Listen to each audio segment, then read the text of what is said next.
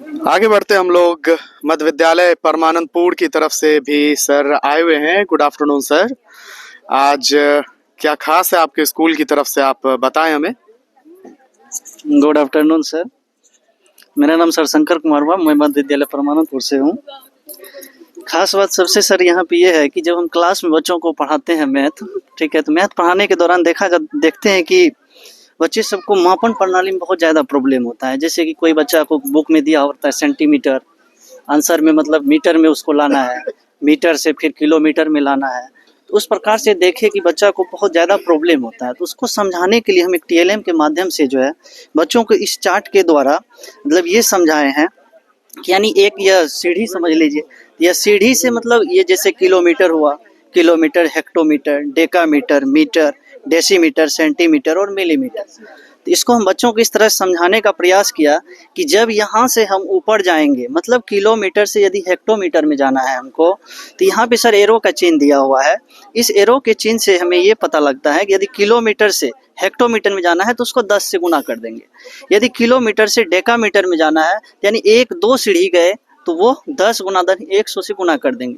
जैसे किलोमीटर को हमको सेंटीमीटर में चेंज करना है तो उसको जितना बार ये सीढ़ी चढ़े उतना 10 से क्या करना है, हमको गुना कर देना है। उसी प्रकार से जब हम यहाँ से मिलीमीटर से डेसीमीटर में उसको चेंज करना चाहते हैं तो यहाँ पे जैसे दिया हुआ एरो का चिन्ह नीचे दिया हुआ है, तो यानी मिलीमीटर सेंटीमीटर में जाना है तो उसको 10 से भाग कर देना है, फिर सेंटीमीटर से डेसीमीटर में जाएंगे तो उसको 10 से भाग कर देंगे। तो इस प्रकार से हम बच्चों को आसानी से जो है वो समझा सकते हैं और बच्चे भी आसानी से मतलब खेल खेल में वो सीख जाएगा। उसके बाद आता है ये विटामिन के बारे में हम जानकारी जैसे देना चाहते हैं तो उसको विटामिन के बारे में इस फिगर के माध्यम से बच्चों को मतलब इंटरेस्ट आता है कि सीखे अच्छा से। तो जैसे विटामिन ए होता है, बी होता है, सी होता है, डी होता है, ई होता है और एफ होता है। सबसे पहला ये रासायनिक नाम हो गया vitamin A, B, C, D और के का। उसके बाद विटामिन ए की कमी से कौन सी बीमारी होती है, उसके बाद जो उसका मुख्य स्रोत क्या है, उसी प्रकार से सारा विटामिन का इसमें दिया हुआ है।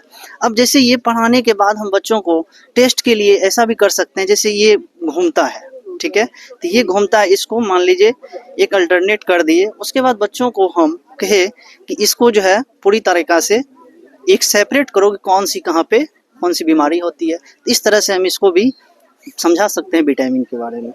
उसके बाद ये जो है जल चक्र हुआ, यानी जल का किस प्रकार से चक्रण होता है, यानी जल की संतुलन कैसे बनी रहती है, उसको हम इस टीएलएम के माध्यम से समझा सकते हैं कि ये जो है सूर्य है, ठीक, और सूर्य से जब प्रकाश निकलती है तो उससे महासागर में या जो स्थल पे पानी है उसका वाष्पीकरण होकर के ऊपर जाता है और वाष्पीकरण से संघनन के माध्यम से वह बादल बन जाता है, संघनन के माध्यम से। और बादल क्या होती है, वर्षा का रूप लेती है और वर्षा से वह वर्षा जो है पानी के रूप में स्थल पे चला जाता है और स्थल से नदी होते हुए फिर वह महासागर में चला जाता है। यानी महासागर से वाष्पीकरण हुआ और फिर वह महासागर में ही पानी चला गया। इस प्रकार से हम इसको समझा सकते हैं।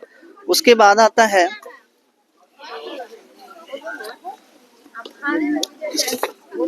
उसके बाद ये आता है अपोजिट वर्ड। तो अपोजिट वर्ड में जैसे ये अपोजिट वर्ड है, बच्चों को इंटरेस्टिंग लगता है इससे सीखने में। इसके लिए जैसे कि बैड का क्या होगा, अपोजिट वर्ड, तो बैड का गुड होगा। उसी प्रकार से हम यहाँ पे ऑन है तो ऑन का क्या होगा, तो ऑफ होगा। इस प्रकार से हम इसके माध्यम से भी अपोजिट वर्ड को समझा सकते हैं बच्चों। इसी के साथ धन्यवाद सर। Thank you sir.